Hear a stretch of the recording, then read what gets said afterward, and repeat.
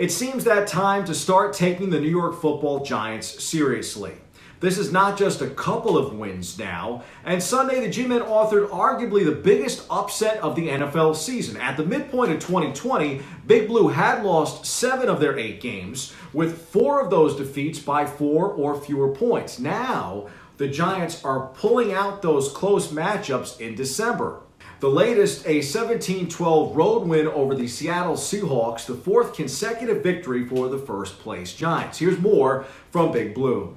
I thought our guys received the game plan well. I think that Pat, Jason, and T-Mac all did a good job throughout the week, so did all the position coaches. I thought our guys came prepared to play today mentally, physically, and emotionally, and that showed up in a 60-minute game. We knew it was going to go down the wire. It always does in a place like this.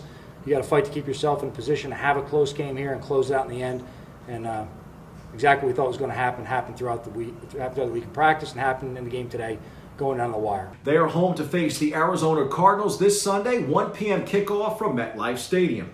My 2 cents on the Judge and the Giants in the C-list. Stay tuned. The G-Men are cooking. The Jets are firing, as in firing their defensive coordinator. Gang Green has finally seen enough to make a coaching change. No, it's not Adam Gase just yet, but instead DC Greg Williams. Williams is now well known around the NFL world for his defensive decision in the waning seconds against the Las Vegas Raiders in Week 13.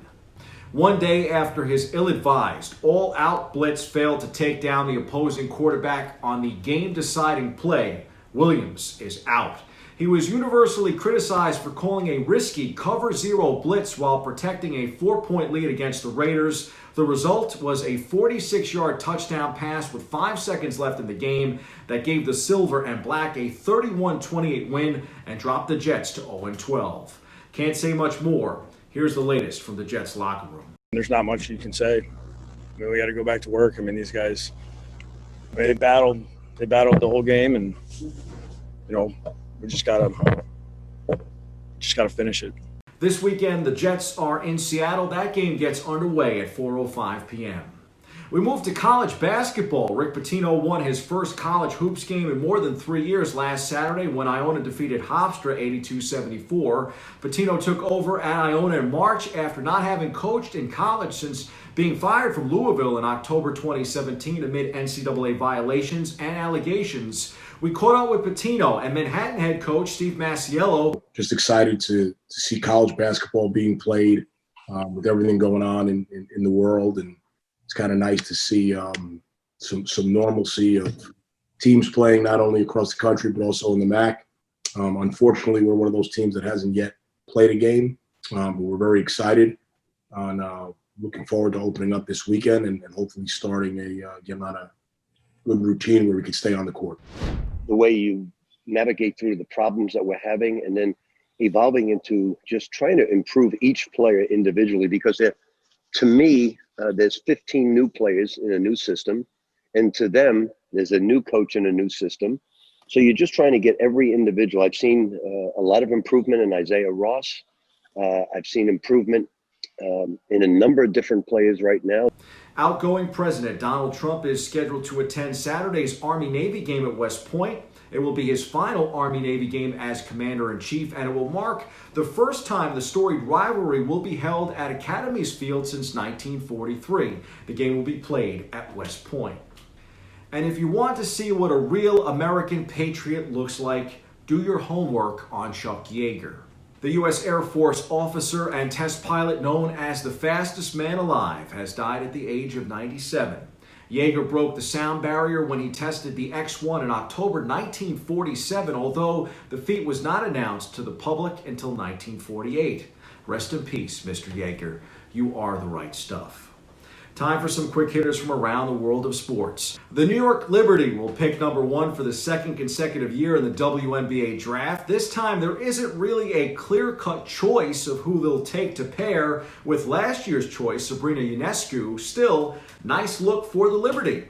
They'll get another high-level player to add to their young core. The Washington football team is keeping pace with the G-Men in the NFC East. Records aside, the Giants and Washington are 2 of the hotter teams in the NFL. Washington knocks off no longer undefeated Pittsburgh, 23-17 final during the week. The Steelers blow a 14-point lead. Yikes.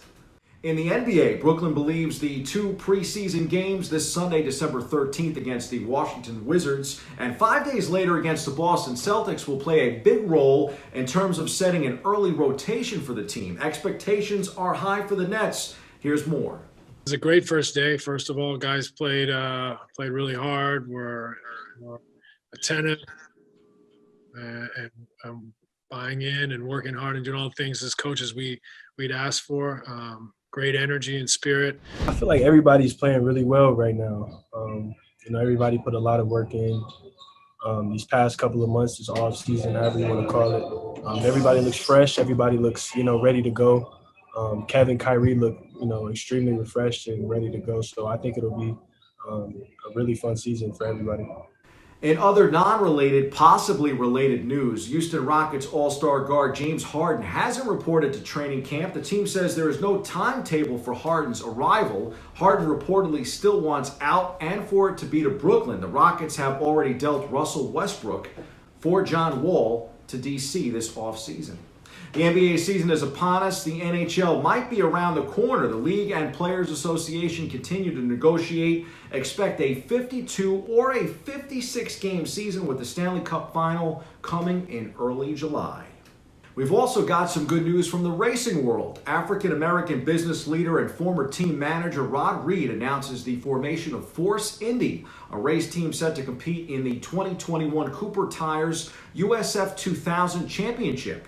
For 30 years, USF 2000 has been the formative step of the popular Road to Indy, presented by Cooper Tires ladder system, which culminates in scholarship opportunities in the NTT IndyCar Series. This program has grown into a proven pipeline for open-wheel racing's future stars. Here's more. As an African-American male, I cannot understate the importance of today. Someone who did not grow up with the sport, but grew to fall in love with the sport over time and over being introduced to it by others, and have strived to spread that love to other African Americans and people of color. This is a pivotal moment, and all morning I've been thinking about the fact that this might be one of those, where was I when it all started? We are all committed to changing this sport, and it is an everyday laser focus on what we can do to move the needle. Great to see the series embracing diversity. We hit the C-list for how the Giants have embraced a new culture under head coach Joe Judge.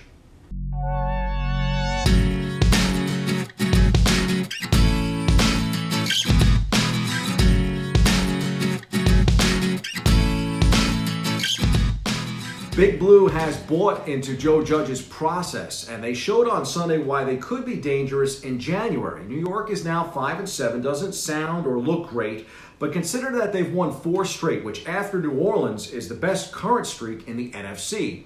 They've lost 4 of those games by a grand total of 10 points. After 18 attempts, they are the first NFC East team this season to beat a team outside the division with a winning record. That's got to count for something. And what definitely counts for something is how they are doing it. They lost star running back Saquon Barkley to a torn ACL in week number 2, the second straight year that he has missed some time due to injury. They lost starting quarterback Daniel Jones last week to an injured hamstring. They won Sunday with backup Colt McCoy. The answer, the key to all this, is the Giants' defense is swarming. The G-men forced as many turnovers, 10, over their past 4 wins as in their previous 8 games, and they allowed just 16.5 points per game over that span. The Giants rank in the top 10 in points and yards allowed and 5th in turnovers forced. Public enemy number 1 for Giants fans throughout much of this process has been general manager Dave Gettleman. But Gettleman has worked well with Judge and has gotten him the caliber of player that Judge wants. You could criticize Gettleman's previous Giants players' acquisitions and perhaps even picking Barkley second overall in the draft. But being critical this year might be tough. Gettleman's drafts, particularly on defense, have been very good. Big Blue is back. And you know the saying, offense wins games, but defense wins championships. Giants might be a really tough outcome to playoffs if they get in. Wouldn't that be something else? That's your look at sports. I'm Bobby C.